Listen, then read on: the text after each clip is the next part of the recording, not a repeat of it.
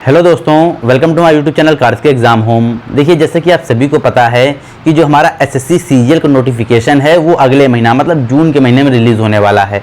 तो आप लोगों के लगातार सवाल ये आ रहे थे कि सर मुझे पूरा क्या कहते हैं प्रोसीजर बता दीजिए, एसएससी सीजीएल का किस प्रकार से भर्ती होती है, क्या सिलेबस आता है, किस प्रकार से एग्जाम पैटर्न होता है, क्या क्या पूछा जाता है, किन किन विषयों पर हम ज़्यादा ध्यान दें। तो मैं इन्हीं सब चीज़ों पर लेके कहते हैं मैं ये वीडियो लेके आया हूँ। मैं आपको सारी चीज़ें बताऊँगा कब एग्जाम होगा, कब ये भर्ती क्लियर होगी। और मैं आपको ये भी बता देता हूँ ये सेंट्रल गवर्नमेंट की जॉब है। समझिए, आप शुरू करते हैं, ये सेंट्रल गवर्नमेंट की जॉब है, ठीक है, सेंट्रल गवर्नमेंट की जॉब है और ये ऑफिसर लेवल की जॉब है, ठीक है, ऑफिसर लेवल की जॉब है, मतलब कई लोग आपके अंडर में काम करेंगे, ये आप समझ के चलिएगा।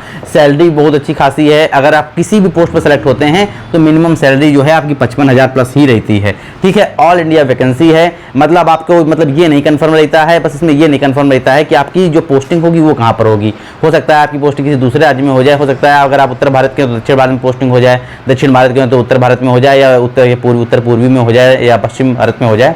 तो इस तरीके कोई चीज़ें क्लियर नहीं रहती है। लेकिन ये वैकेंसी जो ये भर्ती है बहुत अच्छी है, एक ऑफिशियल लेवल की जॉब है। यूपीएससी के बाद सेंट्रल गवर्नमेंट की सबसे बड़ी भर्ती इसी को माना जाता है। सबसे बड़ी जो सेंट्रल गवर्नमेंट की भर्ती होती है वो यूपीएससी, इसके बाद एसएससी सीजीएल, ठीक है, इसके बाद एसएससी सीजीएल को ही माना जाता है। तो समझ लीजिए, एक पूरा जॉब प्रोफाइल मैं आपको बताऊंगा जिससे आपको सारी चीज़ें क्लियर हो जाएगी, ठीक है। मैं आपको एक एक सिलेबस, एक एक चैप्टर तक बता दूंगा कि कौन कौन सी चीज़ें आपको ज़्यादा पढ़ के जानी है। तो चलिए शुरू करते हैं, टाइम वेस्ट नहीं करते हैं, चलिए शुरू करते हैं, ठीक है। तो देखिए, जो आपकी भर्ती है, विभाग कौन सा है इसका, जो विभाग है वह है एसएससी इसको कंडक्ट कराता है। इस एग्जाम को कंडक्ट कौन कराता है? एसएससी, मतलब स्टाफ सिलेक्शन कमीशन इस एग्जाम को कंडक्ट कराता है, ठीक है।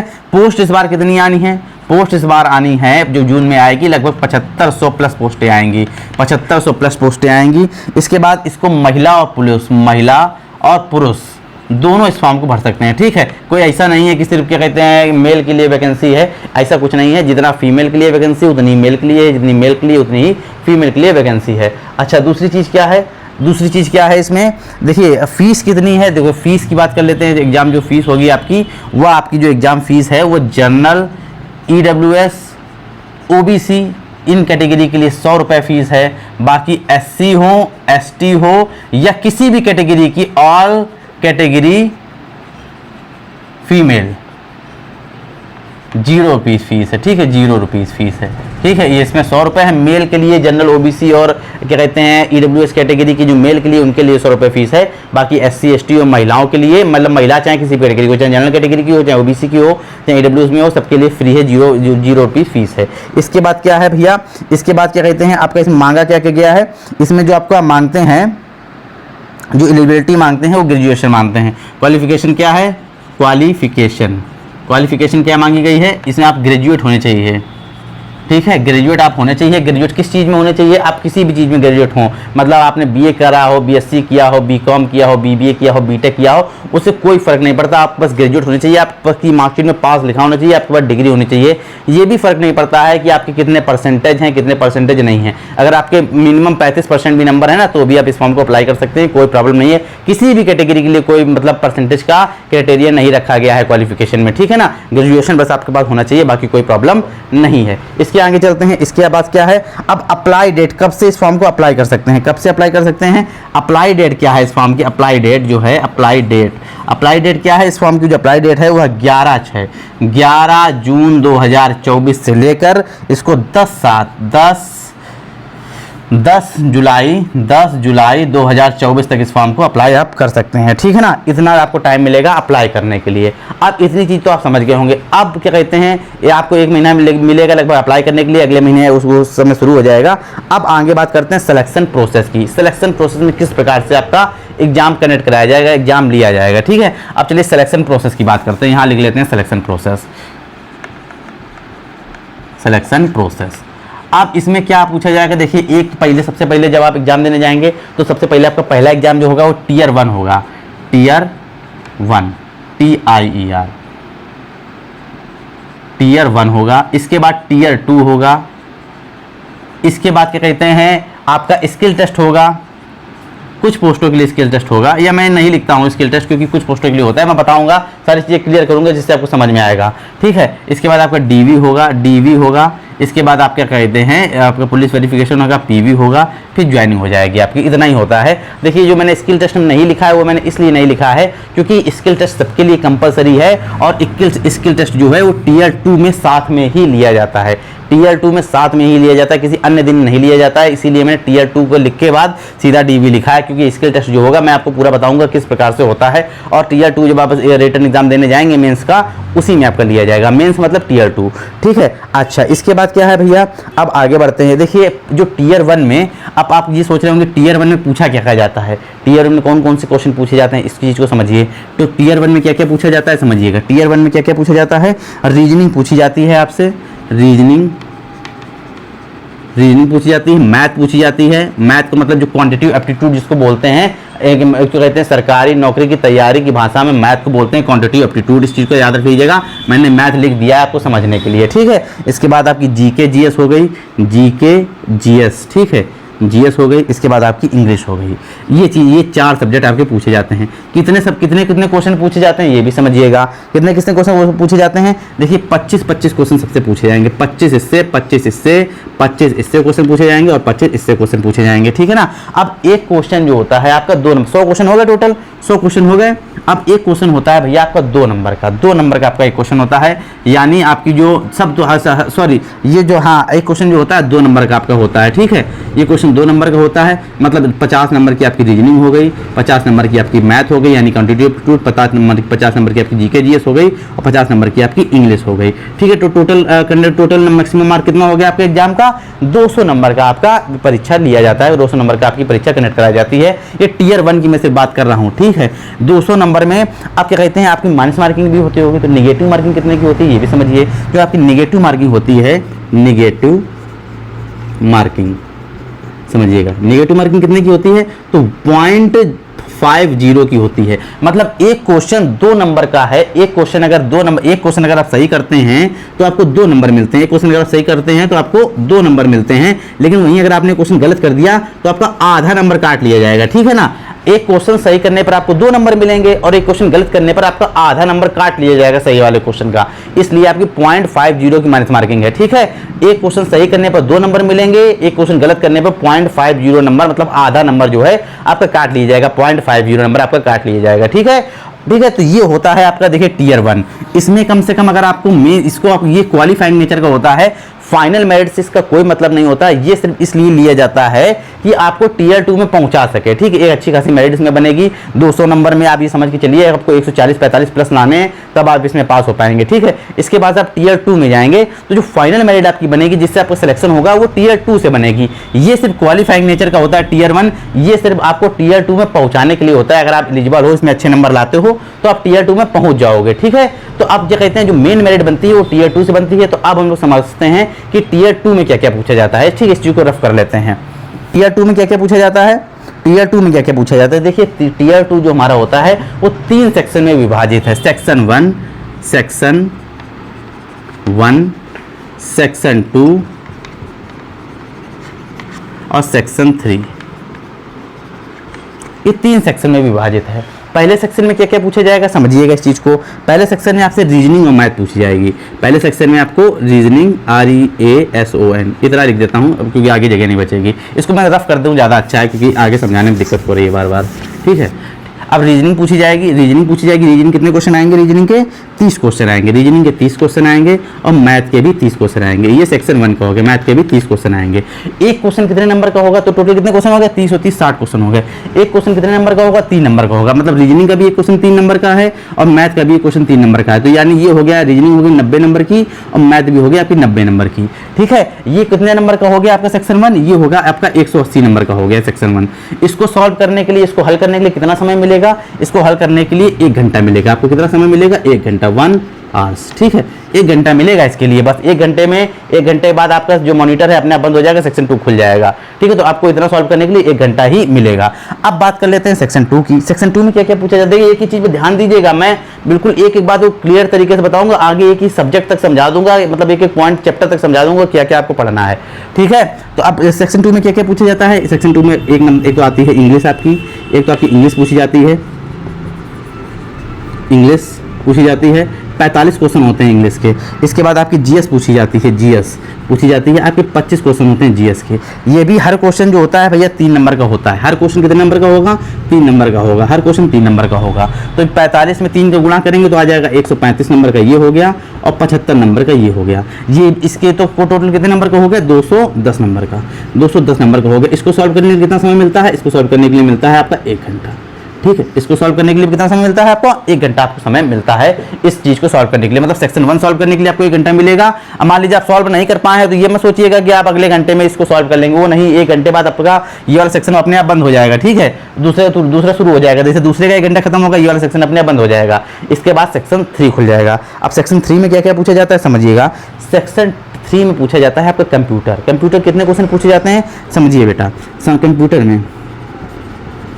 कंप्यूटर में कितने क्वेश्चन पूछे जाते हैं? 20 क्वेश्चन पूछे जाते हैं। एक क्वेश्चन कितने नंबर का होता है? 3 नंबर का होता है। एक क्वेश्चन कितने नंबर का होता है? 3 नंबर का होता है, यानी 60 नंबर का। और इसके लिए मात्र मिलता है आपको समय 15 मिनट का।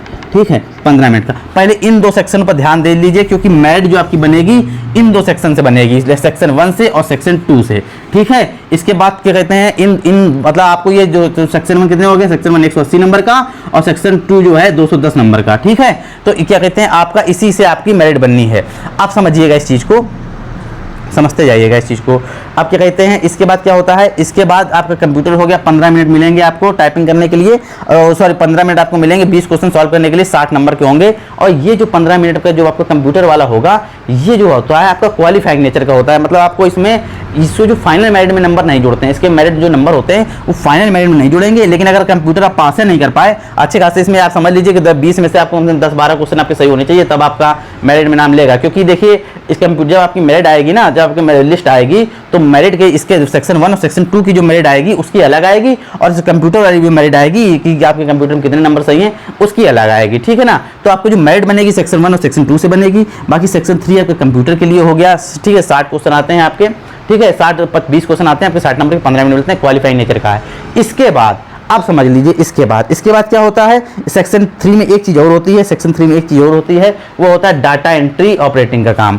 ठीक है, डाटा एंट्री ऑपरेटिंग का काम होता है। मतलब डाटा एंट्री आपको करना है, उसके लिए आपको 15 मतलब टाइपिंग आपको करनी है। सीधी से आप समझिए 15 मिनट आपको मिलते हैं टाइपिंग करने के लिए। कितने मिनट मिलते हैं आपको? 15 मिनट मिलते हैं। ठीक है, और आपको 200 वर्ड का 200 स्ट्रोक काउंट, मतलब 200 स्ट्रोक टाइप करने होते हैं। मतलब 2000 stroke, 2000 stroke STROKES stroke type करने होते हैं। 200 स्ट्रोक का मतलब समझते हैं आप? 200 स्ट्रोक का मतलब समझते हैं? 200 स्ट्रोक का मतलब होता है कि आपको क्या कहते हैं 15 मिनट में 200 बार बटन दबा, 2000 बार बटन दबानी है। 200 नहीं, सॉरी 2000, मैं बार बार 200 बोल दे रहा हूँ, 2000 है वहां पर। ठीक है, 15 मिनट में 2000 बार आपको बटन दबानी है। ठीक है, 2000 बार आपको बटन दबानी है। एक बार बटन दबाएंगे उसका मतलब 1 स्ट्रोक। ऐसे 15 मिनट में आपको 2000 बार बटन दबानी है। ऊपर मैटर लिखा होगा, नीचे टाइप करना है आपको, सही टाइप करना है, आपका सही वाला काउंट होगा। अगर आप गलत बटन दबा देंगे वो काउंट नहीं होगा। जो टाइपिंग में दिया गया है, जो ऊपर डाटा लिखा हुआ है, जो मैटर लिखा हुआ है, उसी को टाइप करना है। तो 2000 इतना मतलब इतना ज़्यादा मैटर लिखा होता है। ये नहीं कि 2000 वो क्या कहते हैं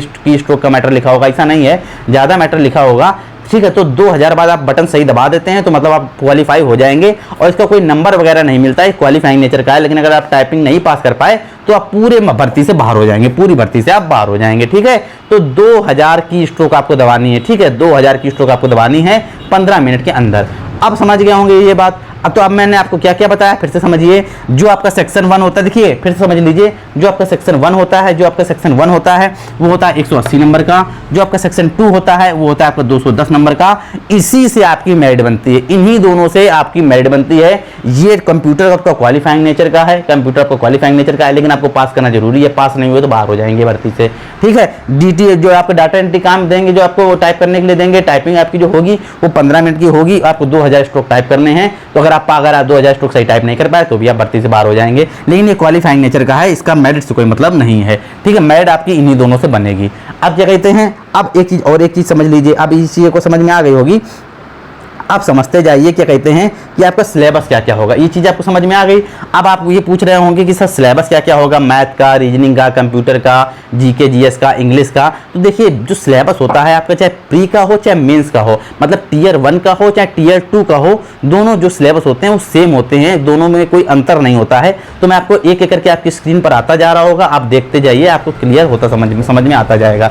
ठीक है, अब देखिए सबसे पहले आपको आपकी स्क्रीन पर आ रहा होगा general knowledge and current affairs का सिलेबस। ठीक है, general knowledge and current affairs का सिलेबस आपकी स्क्रीन पर आ रहा होगा। देखिए आपकी स्क्रीन पर, इसमें आपको दिया गया है प्राचीन भारत का इतिहास, मध्यकालीन भारत का इतिहास, आधुनिक भारत का इतिहास, विश्व का इतिहास, सारी चीजें इसमें दी गई हैं। ठीक है ना।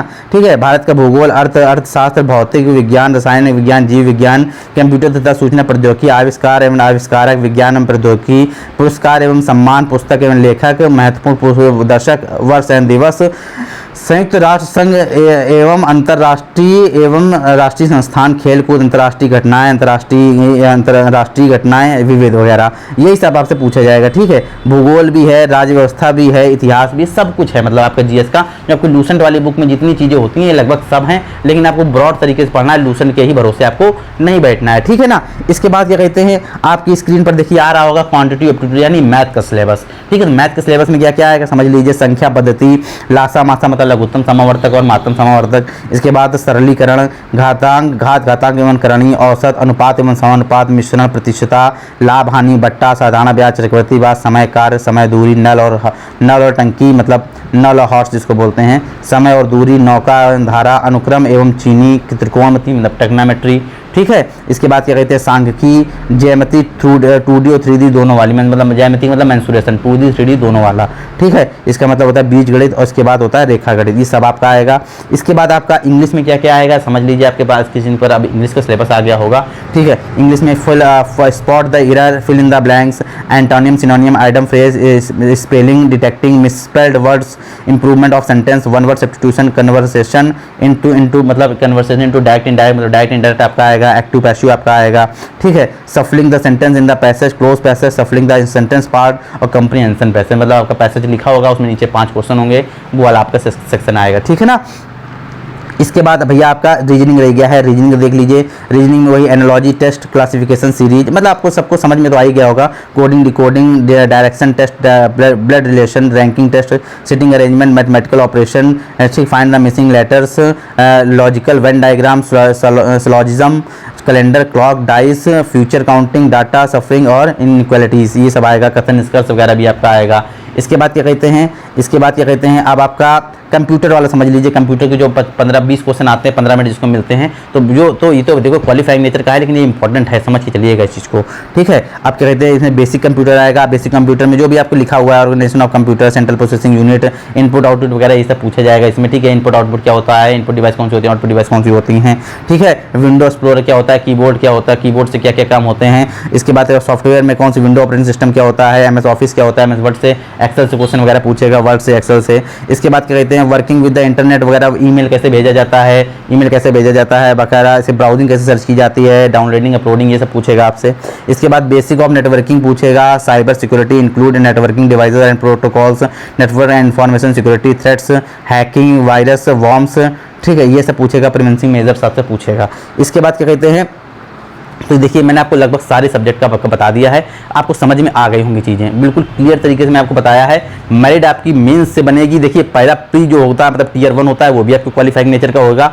टियर 2 में जो सेक्शन 1 और सेक्शन 2 जो होएगा उसी से आपकी मेरिट बनेगी। जो सेक्शन 3 होता है कंप्यूटर एफिशिएंसी टेस्ट, मतलब जो आपके 20 क्वेश्चन आएंगे कंप्यूटर के, वो और टाइपिंग, ये भी आपकी क्वालिफाइंग नेचर की होगी। ठीक है, इसके बाद क्या कहते हैं आपका डॉक्यूमेंट वेरिफिकेशन होगा। डॉक्यूमेंट वेरिफिकेशन में अगर आपको कोई दिक्कत वगैरह भी है तो उसके लिए समय वगैरह देते हैं, कोई प्रॉब्लम वाली बात नहीं है। इसके बाद क्या कहते हैं आपका क्या होगा, इसके बाद आप क्या कहते हैं डॉक्यूमेंट वेरिफिकेशन के बाद फिर आपका मेडिकल टेस्ट होगा। मेडिकल टेस्ट में इतना कोई कठिन मेडिकल टेस्ट नहीं होता, नॉर्मल ही होता है। बाकी कुछ पोस्टों के लिए जैसे प्रिवेंटिव ऑफिसर हो गया, कस्टम ऑफिसर वगैरह हो गया, सेंट्रल एक्साइज वगैरह में हो गया, इनके लिए थोड़ा सा मतलब नॉर्मल रहता है, इतना कोई बड़ी बात नहीं है। फिजिकल मेडिकल सारी चीज़ें नॉर्मल रहती हैं, इतनी कोई बड़ी बात नहीं। फिजिकल मेडिकल की मैं अलग से वीडियो बना दूंगा, मतलब ये इतना नॉर्मल है कि मुझे वीडियो बनाने की भी जरूरत नहीं है, आप सभी क्लियर कर लोगे। ठीक है, बाकी हैंडीकैप्ड वगैरह जो होते हैं उनके लिए भी कोई प्रॉब्लम नहीं है, बस वो उन पोस्टों के लिए नहीं एलिजिबल रहेंगे जो कि कहते हैं जो जिसमें थोड़ा सा फिजिकल क्राइटेरिया वगैरह मांगा गया है। ठीक है, मतलब वर्दी वाली जो पोस्टें होती हैं उनके लिए जो फिजिकल जो हैंडीकैप्ड होंगे वो उसी पोस्ट के लिए नहीं एलिजिबल हैं, बाकी क्या कहते हैं सबके लिए एलिजिबल हैं। अच्छा क्या कहते हैं इसके बाद क्या कहते हैं मेडिकल में तो कोई प्रॉब्लम नहीं होती है। इसके बाद आपका पुलिस वेरिफिकेशन हो जाएगा, इसके बाद आपका सिलेक्शन हो जाएगा। एक चीज़ मैंने रह गई जो मैंने बताना मैं शुरू में ही भूल गया, ठीक है, बताना मैं आपको ये भूल गया कि किस एज से लेके किस एज तक इस फॉर्म को डाल सकते हैं, ठीक है। तो किस एज तक किस एज तक फॉर्म तो डाल सकते हैं, देखिए आपका 18 मिनिमम एज आपकी 18 होनी चाहिए, मैक्सिमम एज आपकी 32 साल होनी चाहिए। लेकिन कुछ पोस्टों के लिए 18 से 27 मांगता है, कुछ पोस्टों के लिए 18 से 30 मांगता है और कुछ पोस्टों के लिए 21 से लेकर 32 मांगता है, ठीक है। इस तरीके का क्राइटेरिया होता है। बाकी क्या कहते हैं आप लगभग आप अगर ये मान के चलिए अगर आप 27 से कम के हैं तो आप सभी के लिए एलिजिबल हैं, 27 से कम के हैं तो आप सभी के लिए एलिजिबल हैं।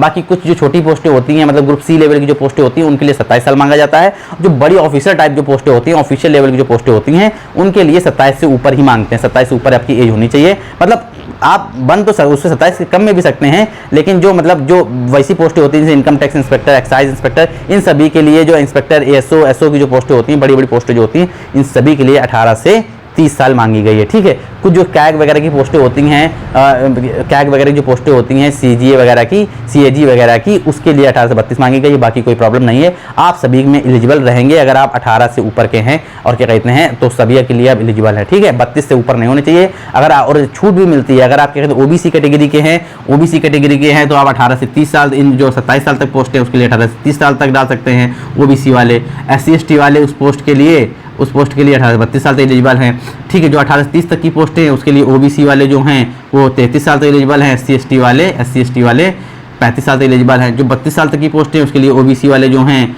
वो 35 साल तक एलिजिबल हैं और क्या कहते हैं SC और ST वाले 38 साल तक, ST वाले 38 साल तक एलिजिबल हैं, ठीक है। मैंने आपको लगभग सारी चीज़ें क्लियर कर दी हैं इस भर्ती से रिलेटेड। अगर आपको कोई कन्फ्यूजन नहीं होगी, जाहिर सी बात आपको कोई भी प्रॉब्लम नहीं होने वाली है जब मैंने एक एक चीज़ आपको पॉइंट टू पॉइंट आपको बता दी है।